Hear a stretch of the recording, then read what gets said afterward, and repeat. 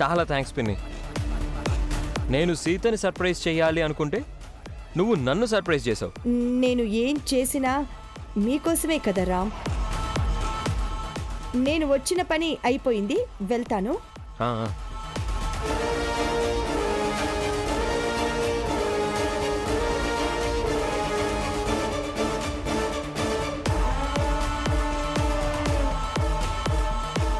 చూసావా సీత, మా పిన్ని ఎంత మంచిదో. మనల్ని గిఫ్ట్ కొనుక్కోమని అదే పనిగా ఇక్కడికి వచ్చి డబ్బులిచ్చి వెళ్ళిపోయింది.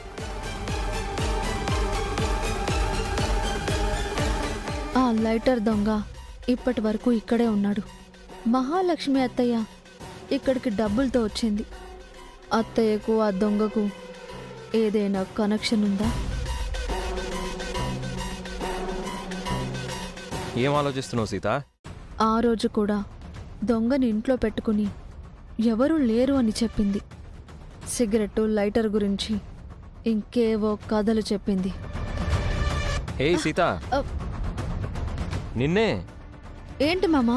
ఇంత డబ్బుతో ఏం గిఫ్ట్ కొనాలా అని ఆలోచిస్తున్నావా? ఇంత డబ్బుతో మహాలక్ష్మి అత్తయ్య ఇక్కడికి ఎందుకు వచ్చింది అని ఆలోచిస్తున్నాను. అదేంటి, మన కోసమే వచ్చింది అని చెప్పింది కదా. ఎంత మంచి చేసినా ఇంకా మా పిన్ని పైన అనుమానమా నీకు? అదేం లేదు మామా. పద. మామ్,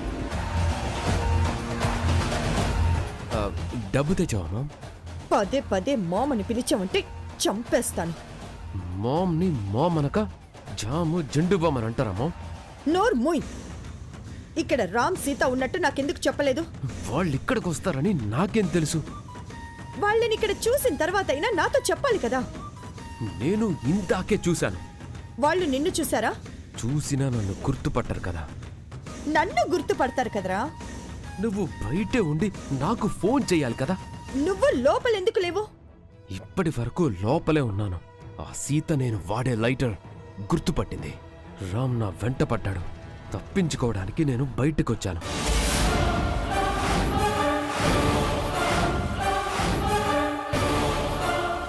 ఓరేయ్, నువ్వు నా ప్రాణం తీసేలా ఉన్నావు కదరా.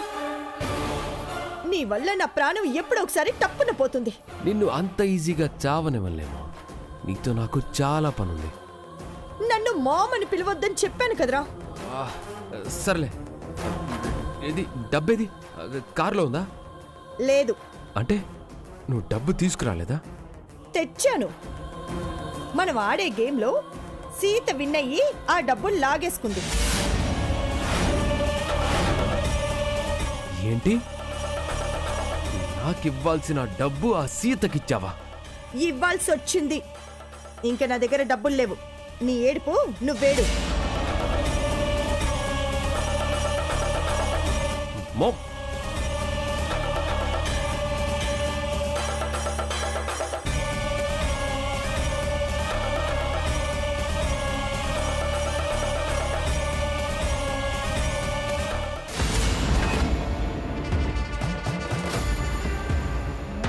ఇక్కడేం చేస్తున్నావు గౌతమ్?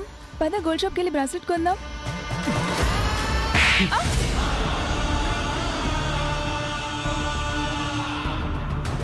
బ్రాస్లెట్ అడిగితే కొడతావేంటి? నువ్వే కదా కొనిస్తానన్నావు. కొనడానికి డబ్బులు లేవు. మీ మామ్ ఇస్తానని చెప్పిందన్నావు కదా. మామ్ దగ్గర ఆ సీత కొట్టేసింది. సీత ఎవరు? ఆ రామ్ గడి పెళ్ళాం. రామ్ ఎవరు? సీత మొగుడు. మధ్యలో వాళ్ళెందుకు వచ్చారు? ఆ? జాతర చేయడానికి. ఆ?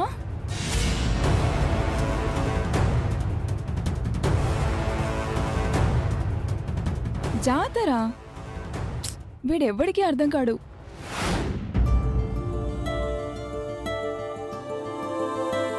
సారీ సీత, వ్యాలంటైన్స్ డేకి నేను ఇక్కడికి తీసుకొచ్చి ఇబ్బంది పెట్టాను. అదేం లేదు మామా. నువ్వే నా వల్ల ఇబ్బంది పడ్డావు. నీ ఫ్రెండ్స్తో సరిగ్గా ఎంజాయ్ చేయలేకపోయావు. నీలో నాకు నచ్చింది ఇదే సీత. ఎలాంటి సిట్యుయేషన్ అయినా చాలా ఈజీగా అర్థం చేసుకుంటావు. భార్యాభర్తలంటే అలాగే ఉండాలి మామా. ఒకరి అభిప్రాయం ఒకరు గౌరవించుకోవాలి. ఒకరి నమ్మకాన్ని ఒకరు నమ్మాలి. ఒకరికొకరు సర్దుకుపోవాలి. అప్పుడే వాళ్ళ కాపురం కలకాలం హాయిగా ఉంటుంది. అంటే నువ్వు నిజంగా ఇక్కడ ఇబ్బంది పడలేదా సీత? కొంచెం పడ్డాను, కానీ మీ పిన్ని మనల్ని వెతుక్కుంటూ వచ్చి ఈ డబ్బిచ్చి వెళ్ళింది కదా, అందుకు హ్యాపీగా ఉంది. నువ్వు మోడర్న్ డ్రెస్ వేసుకొని మాట్లాడుంటే ఆ గోల్డ్ రింగ్ ప్రైజ్ కూడా మనకే వచ్చుండేది. ఈరోజు కొత్తగా మోడర్న్ డ్రెస్ మీద అంత మోజుగా మాట్లాడుతున్నావేంటి మామా? చీరలో నేను అందంగా లేనా? అందంగానే ఉన్నావు. మోడర్న్ డ్రెస్లో అయితే ఇంకా అందంగా ఉంటావు. నిన్ను మోడర్న్గా చూడాలని నా కోరిక. కానీ నాకు ఇలా ఉంటేనే ఇష్టం మామా. నేను మోడర్న్గా లేను అని నన్ను వదిలేయవు కదా.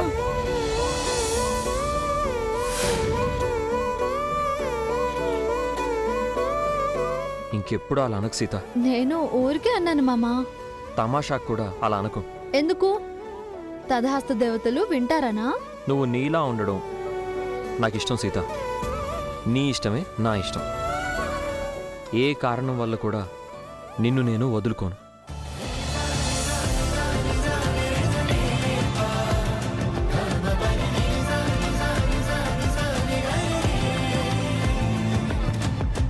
మన బంధం జీవితాంతం ఇలాగే ఉంటుంది. మనం ఎప్పటికీ విడిపోం. మన మధ్యలోకి మూడో మనిషి రారు.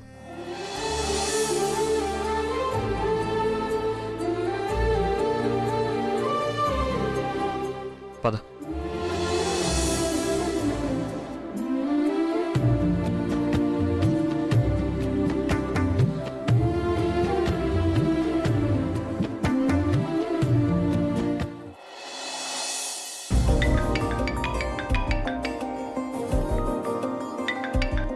హలో మిథున, ఎలా ఉన్నావమ్మా? I'm good dad. మీరెలా ఉన్నారు? మామ్ ఏం చేస్తుంది? ఇదిగో తనే వచ్చింది, నువ్వే మాట్లాడు. ఎవరండి? నువ్వే మాట్లాడు. హలో, ఎవరో చెప్పుకోండి చూద్దాం. మిథునా? ఎలా గుర్తుపట్టావు మామ్? హ్మ్. నువ్వు 7 సముద్రాల అవతల అమెరికాలో ఉంటే మాత్రం నేను గుర్తుపట్టలేనా ఏంటి? నువ్వు సూపర్ మామ్. బాగా చదువుతున్నావా బేబీ? ఎగ్జామ్స్ ఎప్పుడు? Next month dad. నా గ్రాడ్యుయేషన్ సెరమనీకి మీరు ఇక్కడికి వస్తారని ప్రామిస్ చేశారు.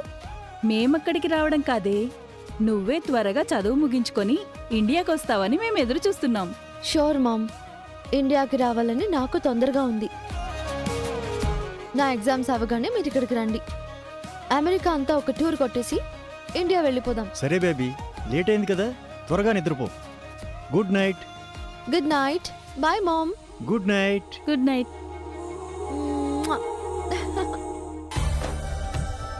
అమ్మాయి త్వరలో ఇక్కడికి వచ్చేస్తుంది. ఇక పెళ్లి ప్రయత్నాలు మొదలు పెట్టాల్సిందే. ఎందుకు అంత తొందర? ముందు తన పరీక్షలు అయిపోని. ఇప్పట్నుంచి సంబంధాలు చూడటం మొదలు పెడితేనే కాని మంచి వరుడు దొరకడండి. అందం, ఆస్తి, చదువు అన్నీ ఉన్న మన బేబీకి మళ్ళీ మనం సంబంధాలు చూడడం ఏంటి? మిథున కోసం ఓ మంచి వరుడు రెక్కల గుర్రంపై వెతుక్కుంటూ వస్తాడు.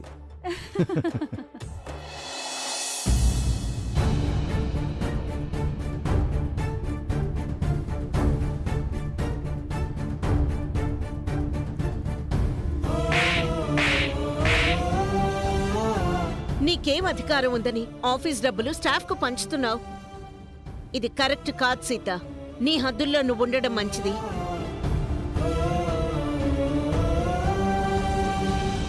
ఈ ఇంట్లో నాకు సపోర్ట్గా ఉన్నది సీత మాత్రమే. ఈ ఇంట్లో నేను ఉండగలుగుతున్నానంటే సీత వల్లనే. అలాంటి సీతకు నాకు గొడవలు వస్తున్నాయి. ఇది దేనికి దారి తీస్తుందో తెలియడం లేదు. ఒకసారి అన్నయ్య వదినలతో మాట్లాడితే బాగుంటుంది.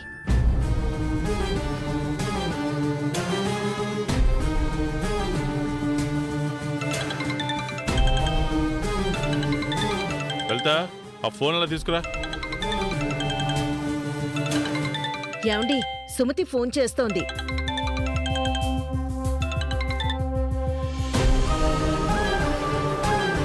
హలో సుమతి, ఎలా ఉన్నావు? ఏదో ఉన్నానంటే ఉన్నానొదినా. అదేంటమ్మా అలా అంటున్నావు? ఏమైంది? ఏం లేదన్నయ్య, ఊరికే మీతో మాట్లాడాలనిపించింది, అందుకే ఫోన్ చేశాను. నీ గొంతులో మాకేదో బాధ వినిపిస్తోంది సుమతి. మళ్ళీ ఏదైనా గొడవ జరిగిందా? అలాంటిదేం లేదొదినా.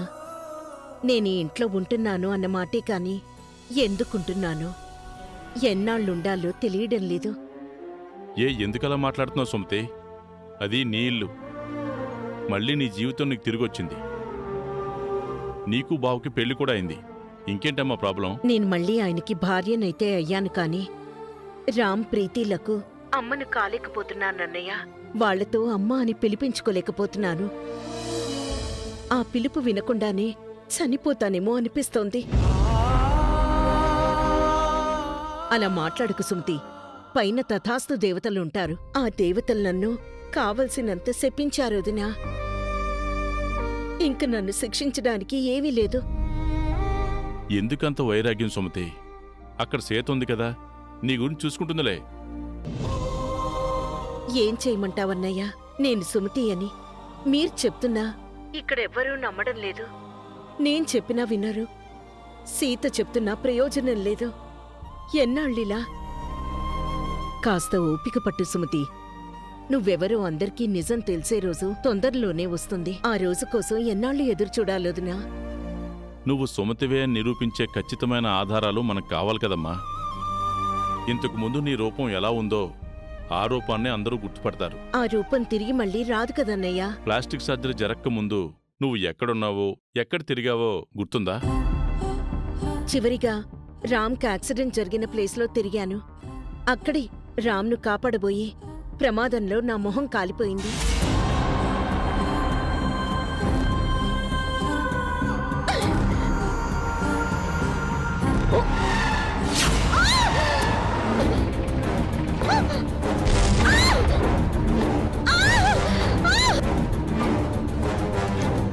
ఎక్కడి నీ మొహం మారిపోయిందో అక్కడి నుంచే మొదలు పెట్టాలి సుమతి.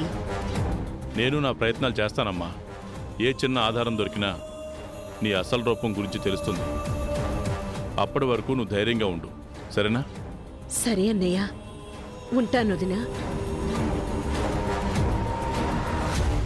సుమతి ఇంత నిరాశగా ఉండడం నేనెప్పుడూ చూడలేదండి.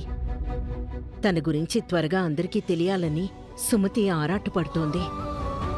సొంత మనుషుల మధ్య పరాయి మనుషులా బ్రతకాల్సి వస్తే అది పెద్ద నరకం లలిత. సుమతి ఇప్పుడు ఆ నరకంలోనే ఉంది.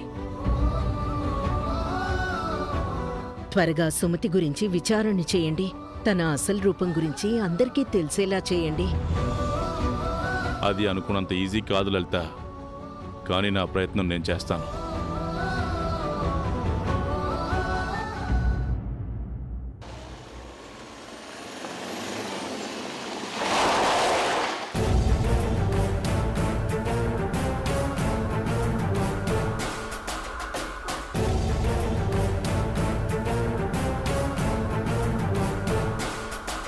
జనార్దన్ గారు, జనార్దన్ గారు,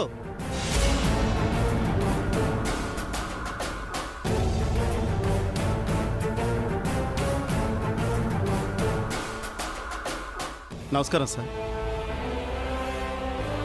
కూర్చోండి ముఖర్జీ గారు. అంకుల్కి కాఫీ తీసుకురా సీత. నాకు మీ మర్యాదనేం అక్కర్లేదు.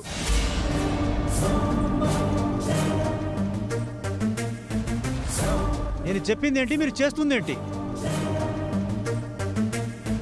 ఏం జరిగింది సార్? మీ కంపెనీలో అన్నిట్లో నాకు పార్ట్నర్షిప్ ఉంది.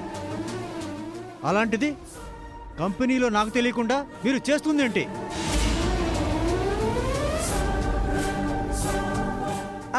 మేమేం చేశాం ముఖర్జీ గారు? సీత కంపెనీ విషయాలు చూసుకోవాలని నేను చెప్పాను కదా.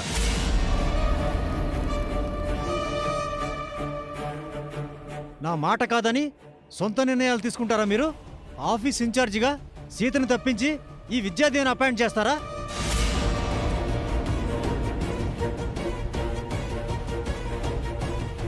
ఈ విషయాలన్నీ మీకెలా తెలుసా బాబాయ్ గారు? ఎవరు చెప్పారు? ఎలా తెలిసాయి, ఎవరు చెప్పారనేది నీకు అనవసరం సీత. నువ్వు కంపెనీలో ఎందుకు లేవు అది నాకు తెలియాలి.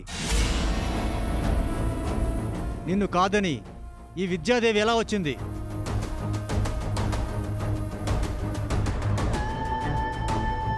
అది నేనే అపాయింట్ చేశాను సార్. ఎందుకు చేశారు? సీతకు ఏం తక్కువైందని? సీత ఇంకా చిన్నపిల్ల. కొన్ని బాధ్యతలు చేయలేదు. తను నేర్చుకోవాల్సింది చాలా ఉంది. పని చేస్తూ ఉంటే తనే నేర్చుకుంటుంది. అనుభవం లేదని పక్కన పెడితే ఎలా? ఇంతకు ముందు మహాలక్ష్మి గారు కూడా ఇలాగే చేశారు. ఇప్పుడు మీరు అదే చేస్తున్నారు.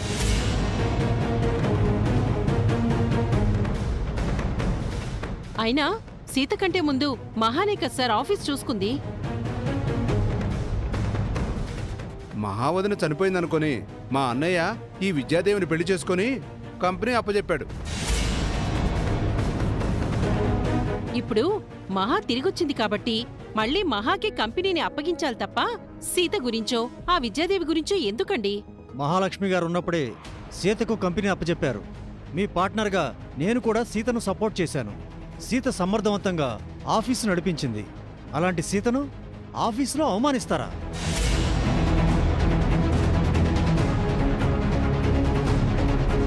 $2 లక్షల కోసం సీతతో గొడవ పడ్డావంట? నీకేం హక్కు ఉంది సీత నిలదీశావు? అయ్యో బాబాయ్ గారు, అందులో ఆవిడ తప్పేం లేదు. నువ్వు మధ్యలో రాకు సీత.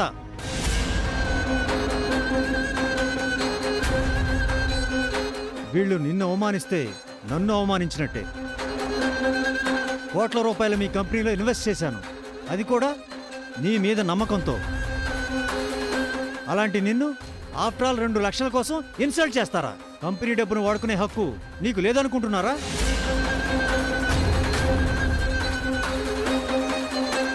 దేనికైనా ఓ లెక్కుండాలి కదా సార్. ఏ సీతను అడిగితే ఆ డబ్బు ఎందుకు ఖర్చు చేసిందో చెప్పదా? ఇంత జరుగుతుంటే నువ్వేం చేస్తున్నావు రామ్? నువ్వేనే చెప్పాలి కదా. సీత ఆ డబ్బులు తీసుకున్నట్టు నాకు కూడా తెలియదు అంకుల్. తెలియకపోతే ఏం? నీకు సీత మీద నమ్మకం ఉంది కదా. అయినా సీత నిలదీసింది ఈ విద్యాదేవి అయితే మమ్మల్ని అంటారేంటి సార్? ఆవిడే తగుదనమ్మా అంటూ మా వదిన ప్లేస్లో వచ్చింది. మీరేమన్నా అనాలనుకుంటే ఆవిడ అనుకోండి. నేను మీ అందరికీ తెలియాలని ఇక్కడికి వచ్చాను. మీ కుటుంబ గొడవలు ఏమైనా ఉంటే అవి ఇంట్లో చూసుకోండి. ఆ గొడవలు ఆఫీస్ దాకా తీసుకురాకండి. ఇంకొకసారి సీతకు అవమానం జరిగిందంటే నేను సహించను.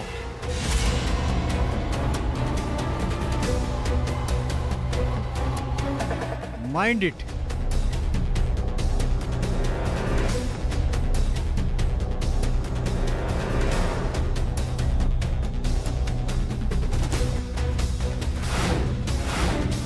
ఆఫీసులో జరిగిన విషయాలు ముఖర్జీ గారికి ఎలా తెలిసాయి? ఎవరు చెప్పారు? స్టాఫ్ ఎవరైనా చెప్పుంటారేమో డాడ్. స్టాఫే చెప్పారో లేక తనకు అవమానం జరిగిందని ఈ సీతే చెప్పిందో ఎవరికి తెలుసు రామ్? నేనెందుకు చెప్తాను చిన్నత్తయ్య, నాకేం పని? ఆ ముఖర్జీ గారు నీకు బంధువు కాకపోయినా బాబాయ్ అని పిలుస్తావు కదా. నీ బాధనంతా ఆయనతో చెప్పుకున్నావేమో. నన్ను బాధ పెడితే ఆ బాధ పెట్టిన వాళ్ళని అడుగుతాను, కానీ అందరికీ చెప్పుకొని ఓదార్పు కోరుకునే రకం కాదు నేను. నా వల్ల నువ్వు బాధపడి ఉంటే సారీ సీత.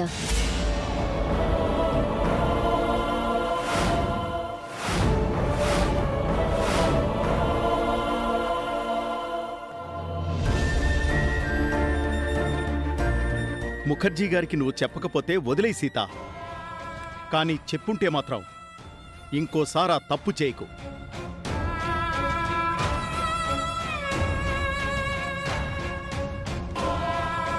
గుట్టుగా ఉండాల్సిన ఇంటి పరువును రట్టు చేస్తున్నావు. ఎవరిని నమ్మాలో నమ్మకూడదో అర్థం కావట్లేదు.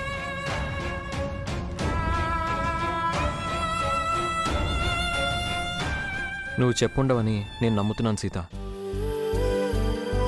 స్టాఫ్ ఎవరో చెప్పుంటారు. పద.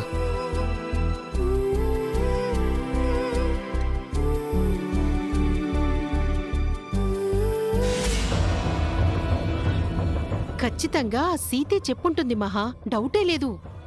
చెప్పింది సీత కాదు, నేను. నువ్వు చెప్పావా? నేనంటే నేను కాదు, స్టాఫ్తో ముఖర్జీ గారికి ఫోన్ చేయించాను. ఎందుకు మహా? దానివల్ల నీకేంటి లాభం? సుమతికి సీతకు గొడవలు జరుగుతున్నాయని అందరికీ తెలియాలి. అలాగే సుమతి సీతకు ఆఫీసు బాధ్యతలు ఇవ్వడం లేదని ఆ ముఖర్జీకి తెలియాలి. అప్పుడే సుమతి ఆఫీస్ నుంచి అవుట్ అవుతుంది. సుమతక్క అవుట్ అయితే ఆ సీత ఆఫీసులోకి ఎంటర్ అవుతుంది కదా మహా, అది నీకే నష్టం కదా. లేదు, ఇవన్నీ నాకు ముందు ముందు మరో రకంగా ఉపయోగపడతాయి.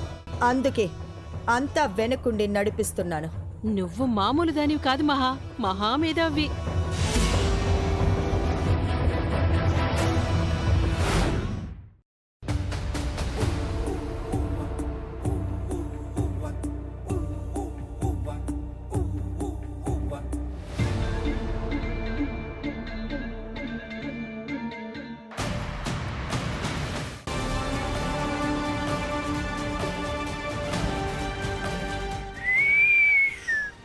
Hey baby